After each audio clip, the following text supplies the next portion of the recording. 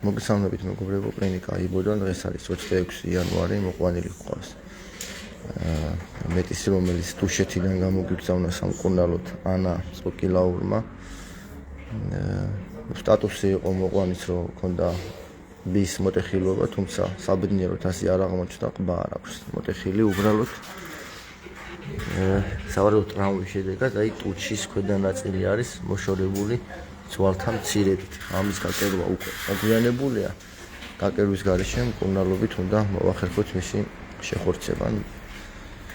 მარტივად შეხორცდება. გარდა ამისაც უგა არის უსინათლო.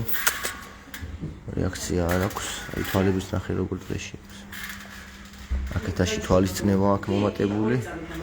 ჩვენ შეგვიძლია უბრალოდ პროცესი შევაჩეროთ მედიკამენტოზურად. ხედველობა აღარ აღუდგება სამწუხაროდ.